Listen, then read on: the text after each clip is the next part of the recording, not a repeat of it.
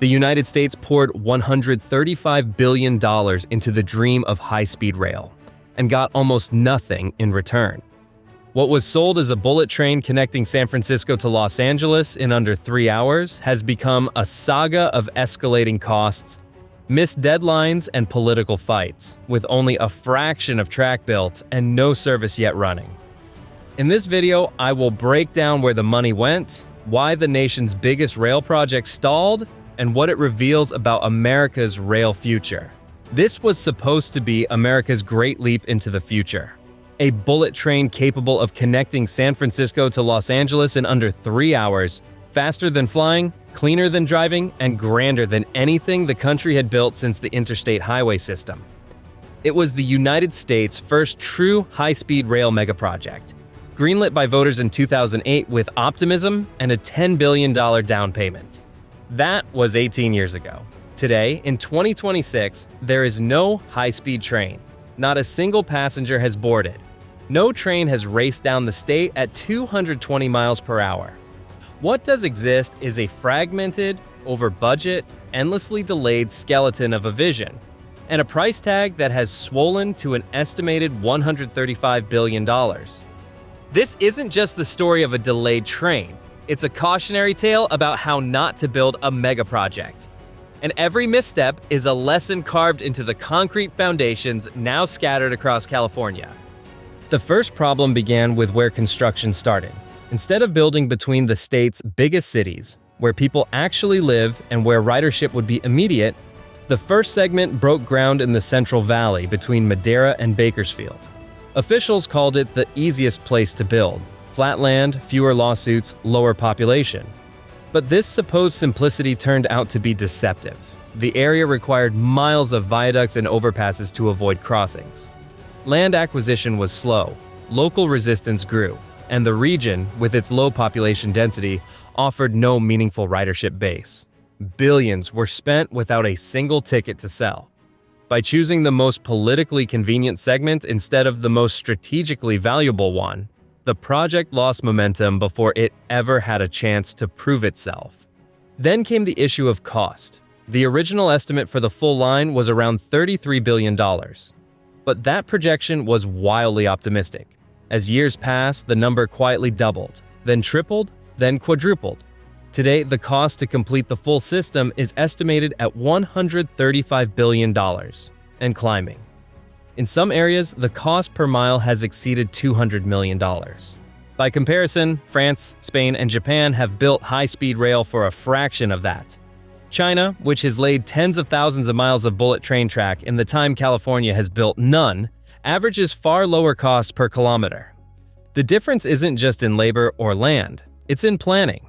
Where other countries reuse standardized designs and follow streamlined processes, California has done much of its planning from scratch, customized segment by segment, often redesigning mid-construction.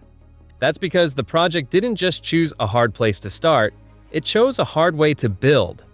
Instead of phasing construction in manageable, self-contained pieces, the rail authority opted to build everything at once. Multiple large structures, parallel contracts, full guideways, complex bridges, even in rural areas with no trains coming for years. That build-it-all-now approach drained funding fast and locked the project into fixed designs before ridership patterns or technology could adapt. In effect, California tried to construct an entire rail empire at once, rather than proving it could deliver a single functional corridor. Meanwhile, America's infrastructure environment simply wasn't built for this kind of project. High-speed rail demands precision, dedicated tracks, advanced signaling, strict tolerances.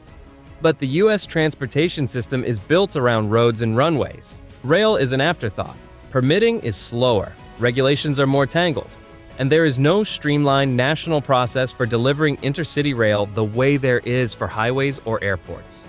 Every utility relocation, every environmental report, every crossing becomes a separate battle. This lack of infrastructure culture made even basic tasks more expensive. Materials had to be imported. Engineers had to be retrained. Consultants flooded the project to solve problems that wouldn't exist in countries with a legacy of passenger rail. What should have been a straightforward viaduct in China or Spain became a $100 million guessing game in California. But these challenges might have been manageable. if the politics hadn't been worse. High-speed rail in California has never had stable, long-term political support. Each new administration has brought new priorities, new budgets, new levels of commitment. At the federal level, funding was approved, then revoked, then fought over in court. At the state level, governors backed the project publicly while quietly cutting its scope. And local officials pushed for stations, changes, or reroutes to suit their own agendas, each change adding delay and cost. Instead of a unified long-term strategy, the project was pulled in every direction. It became political theater, a symbol of ambition or failure depending on who was speaking. In the noise, consistency vanished, and without consistency, timelines slipped further. Worse still, public messaging eroded. At various points, the project was pitched as a job creator, a climate solution, a mobility upgrade, and a technological showcase. But none of those narratives stuck. As delays piled up and visible progress remained limited to isolated stretches of concrete, Californians lost faith. Even those who once believed in the project began to question if it would ever deliver. And through all of this, lawsuits, dozens of them, stalled land purchases, environmental approvals, and construction. Private landowners challenged eminent domain. Competing jurisdictions filed injunctions. Each legal delay pushed completion dates further into the future and forced contractors to stand down, burning time and money while nothing got built. As the years dragged on, another major issue surfaced: the gap between design and reality. From the outset, California's high-speed rail wasn't just ambitious in scope, it was ambitious in complexity. Every segment seemed to introduce its own custom engineering challenges. Rather than adopting standard templates used by countries with decades of high-speed rail experience, California's system was designed piece by piece, reacting to local pressures, environmental constraints, and political demands. Viaducts were overbuilt, interchanges were oversized. Stations were designed with futuristic features for cities that hadn't even signed off on their locations. Every change, every upgrade, every reroute added to a snowballing list of complications. Project managers rotated in and out. Contractors faced moving targets. And the longer the design process stretched, the more construction had to stop, wait, and restart, wasting valuable time and labor. Perhaps nowhere is this complexity more visible than in the mountain crossings. To connect the Central Valley to the coast, the train must pass through steep and seismically active terrain. The Pacheco Pass segment, for example, will require one of the longest and most expensive rail tunnels ever attempted in North America, over 13 miles through the Diablo Range. Drilling such a tunnel demands not just engineering expertise, but extensive seismic analysis, environmental review, ventilation planning, emergency exit systems, and water management. Yet more than a decade after ground was broken elsewhere, tunneling hasn't even begun. These segments remain in the environmental review and design phase, delayed by shifting scopes and unconfirmed funding. Every year without movement pushes the opening of the full system even further into the future. And with each delay, the projected cost of these tunnels continues to rise, compounding the budget crisis already unfolding in the Central Valley. To make matters worse, the funding model that was supposed to keep the project afloat is no longer sufficient. California originally expected the federal government to be a consistent partner, contributing tens of billions over time. But that support has been anything but reliable. Administrations change, priorities shift. Grant programs are approved, then pulled. In recent years, key federal funds were frozen or rescinded outright, leaving California scrambling to fill the gap with state bonds and cap-and-trade revenues. Sources never meant to carry the full burden. This shortfall forced the rail authority to shrink its vision. What was once billed as a system connecting all of California, from Sacramento to San Diego, has now been narrowed to a starter line between Merced and Bakersfield. This is a 171-mile stretch through the Central Valley that doesn't reach the Bay Area, doesn't touch Los Angeles, and doesn't connect to any major airport or economic hub. The authority claims this is just phase 1, but without new funding, it may also be the end. The irony is brutal. The original system promised speed, scale, and sustainability. What's currently being built, if it opens, would be fast, but not widely useful. A high-speed train with no major city at either end, serving a corridor already covered by highways and low-cost buses, carries a fraction of the ridership needed to justify its price tag. This shrinking scope has had devastating consequences for public trust. In the early days, Californians believed they were investing in a grand idea, something visionary and transformative. But with each compromise, each delay, each downward revision of the project's ambition, that faith eroded. Today, even longtime supporters question whether the remaining segment is worth completing at all. That erosion isn't just about broken promises, it's about opportunity cost. Every year and every $1 billion spent on the rail project is money not spent on improving California's crumbling roads, expanding urban transit, or addressing housing and climate crises. And for a public growing increasingly impatient, the choice between a half-finished train line and more immediate needs has become harder to justify. Meanwhile, private investment, once touted as a way to help complete the system, has failed to materialize. No major private company wants to gamble billions on a project with unstable funding, unclear timelines, and unproven ridership. Investors demand certainty. California's rail project has delivered the opposite. All the while, California's population continues to grow, and traffic congestion in cities worsens. But instead of providing a functioning alternative, the high-speed rail remains a construction zone. While other nations finish lines in 5 to 10 years, California has spent nearly 2 decades and hasn't completed even a single operational stretch. The media narrative has grown harsher. Once celebrated in glossy renderings and optimistic headlines, the project is now a regular fixture in stories about government waste. Editorials call for it to be scrapped. Political candidates use it as a symbol of failed leadership. The term boondoggle follows every new budget update like a shadow. And in the court of public opinion, perception may matter more than progress. Even among those still working on the project, morale has taken a hit. Engineers and planners who believed they were building a legacy are now navigating bureaucracy and budget cuts. Contractors are forced to pause and restart based on legislative whims. And communities promised economic revitalization are still waiting for trains that may never come. What's left is a fractured project clinging to relevance. Concrete guideways stretch across almond fields. Stations sit unfinished in remote towns. Segments end abruptly in fields where tracks were never laid. And all of it points back to a fundamental question. How did a state with the 5th largest economy in the world, a state that builds bridges, tunnels, skyscrapers, and airports, fail to complete a single high-speed rail line? Across the Pacific, trains glide between Chinese megacities at over 200 miles per hour. In Japan, the Shinkansen leaves stations down to the second. In France, the TGV has redefined how millions move across the country. Even Morocco, with a fraction of California's GDP, has built and launched a high-speed rail system connecting key cities. Meanwhile, in the world's wealthiest subnational economy, California, the dream of modern rail still hasn't left the ground. This isn't just a technological gap. It's a credibility gap. As other nations prove what's possible with disciplined planning and cohesive leadership, California's rail saga has become a global outlier. The case study in how not to build. International observers watch with a mix of confusion and pity. Headlines abroad refer to it as America's $135 billion train to nowhere. And every year, without results, further cements that perception.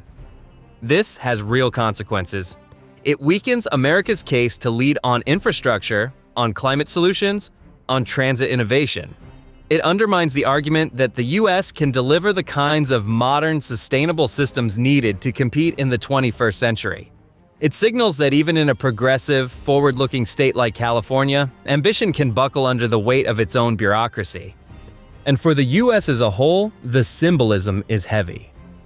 In the early 20th century, America built the tallest skyscrapers, the fastest highways, the largest dams.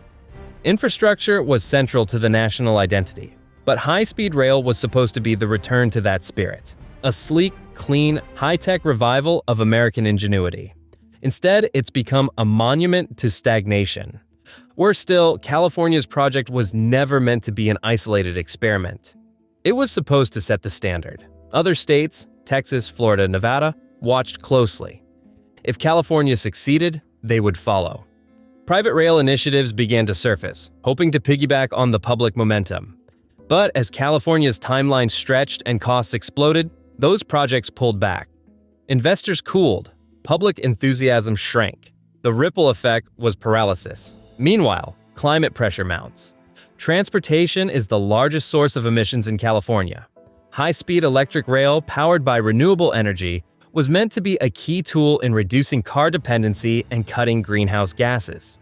The longer it remains unfinished, the more years pass without that benefit. People keep driving, planes keep flying, emissions keep rising.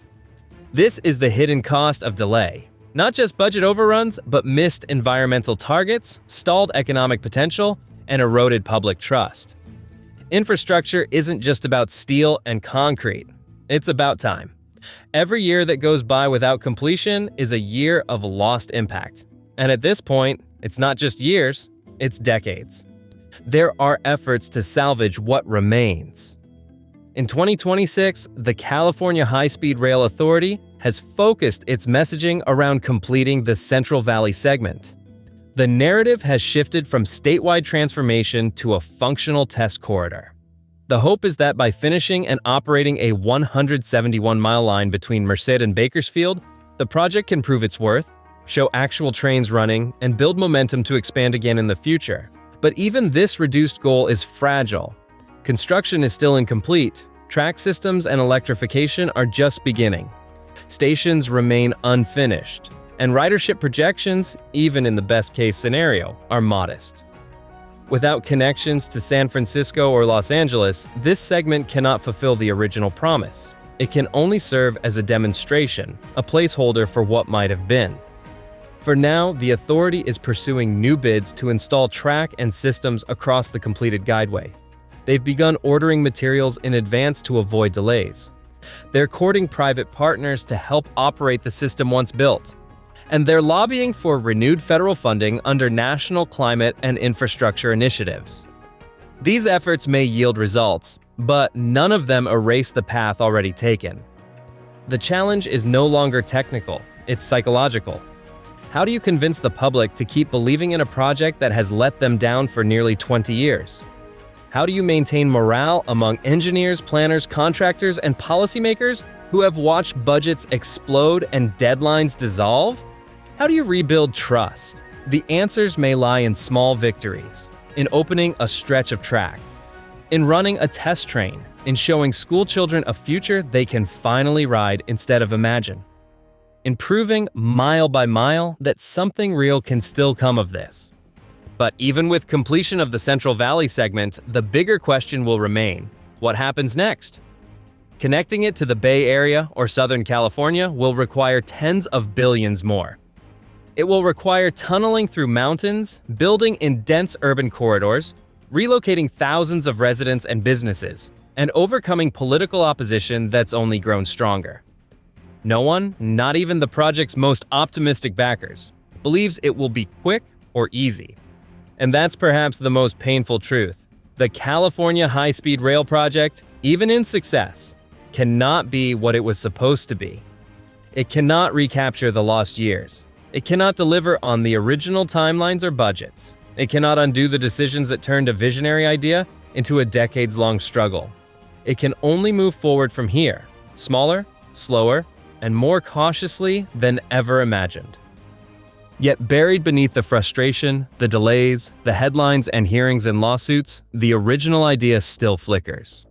The belief that California, and the United States, deserves modern infrastructure.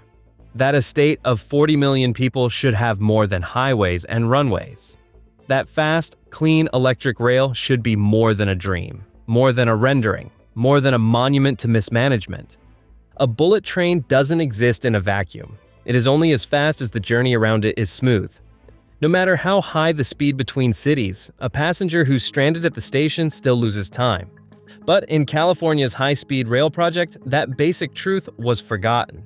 One of the most overlooked failures of the project is how poorly it integrates, or rather fails to integrate, with the state's existing transportation systems. What California has spent nearly 2 decades building is a sleek, high-tech rail spine through the Central Valley. But without the limbs, without the arteries of local transit feeding into it, the system has become an island. Isolated, impractical, undermined by its own detachment. When a passenger steps off the train in Hanford or Fresno, what are they supposed to do? There are no metro lines, no dense bus networks, no rideshare terminals designed around station flow. Most cities along the route were built around highways, not train stations. They're sprawled, car-dependent, and unprepared to support high-capacity rail hubs. These aren't European cities with walkable cores and bike access. They're built for parking lots, not platforms. California promised that new stations would create dense urban development, transit-oriented communities, a chance to rethink how small and mid-sized cities grow. But that development never came. Some of it still exists in planning documents, but on the ground it's still gas stations, strip malls, and single-family zoning. Trains don't generate ridership when the first and last miles of a trip are neglected. They gather dust. Even in places where transit infrastructure does exist, like the Bay Area or Greater Los Angeles, connections to high-speed rail remain theoretical.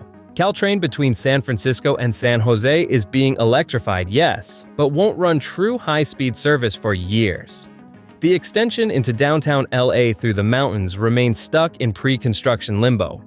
Union Station, the largest rail terminal in the state, still relies on legacy systems and tight track geometry unsuitable for 220 miles per hour service. Worse still, there's been little effort to coordinate fares, scheduling, or ticketing between agencies.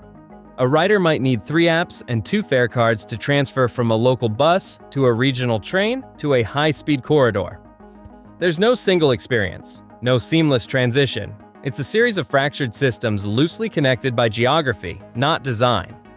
This wasn't inevitable. Other countries get this right. In Japan, high-speed rail stations are surrounded by subway lines, bus terminals, retail, and housing. In France, the TGV connects directly to regional trains and trams. In Spain, you can step off an AVE train and be downtown within minutes. These networks didn't just build fast trains, they built mobility ecosystems. But in California, fragmentation is the rule. Dozens of agencies operate in silos, each with its own board, funding stream, and political interest. No one had the authority or vision to tie the pieces together. The state focused on its spine, but never built the arms and legs. And now, even if trains do start running, they'll serve stations that feel disconnected, underutilized, and fundamentally inconvenient. That undermines the very promise of high-speed rail, because rail isn't just about speed between stations. It's about total travel time, door to door. If that last mile is a 40-minute wait for a shuttle or a $60 cab ride to a neighborhood 12 miles away, the train loses its advantage. People go back to their cars. Or they fly. The world didn't stop changing just because California started building a train. Populations shifted. Technologies evolved. Transportation habits changed. Economic conditions flipped. And yet, through it all, the California High-Speed Rail project clung to its original blueprint. As if the plan drawn in 2008 still made perfect sense in 2026. It didn't. This was supposed to be a living project. A system designed to serve the people of a fast-changing state, not just by connecting cities, but by adapting to the needs of the future. But instead of staying nimble, the project became frozen, paralyzed by its own promises. Afraid to pivot, even when the facts demanded it. When costs ballooned, the response wasn't to simplify, it was to cut scope, shrink the endpoints, delay the tunnels, but never to rethink the system itself. The blueprint remained fixed, even as its context fell apart. This rigidity showed up everywhere, in the technical standards, the construction timelines, even the branding. The project was always described as high-speed rail or nothing. No interim steps, no pilot programs, no phased deployments with temporary diesel service or hybrid connections. Just an all-or-nothing gamble on a fully electrified 220 miles per hour dream. And that dream required billions up front. Specialized track, new signaling systems, full-grade separation, cutting-edge electrification, but none of it could work without everything else being in place. So instead of adjusting the scope to fit available funding or time, the project waited, stalled, until it could do it the right way. In practice, that meant doing nothing at all while money trickled in and costs kept rising. Even when opportunities appeared, to share corridors, to launch limited service, to build faster commuter links between regional cities, they were brushed aside. Not part of the plan, not fast enough, not shiny enough. The vision had hardened into dogma. Meanwhile, the transportation landscape shifted. Electric vehicles became mainstream. Work from home reshaped commute patterns. Airlines adjusted their routes. Regional transit expanded in unexpected places. These weren't small changes. They fundamentally altered the way Californians move, and still, the rail project held tight to a decade-old operating model, one that assumed dense, consistent, long-distance passenger flows that might never come. The refusal to adapt wasn't just bureaucratic, it was ideological. Changing the plan would mean admitting it wasn't perfect to begin with. That compromises might be necessary, that the original timelines were unrealistic. And for an agency under constant public scrutiny, changing course could look like weakness.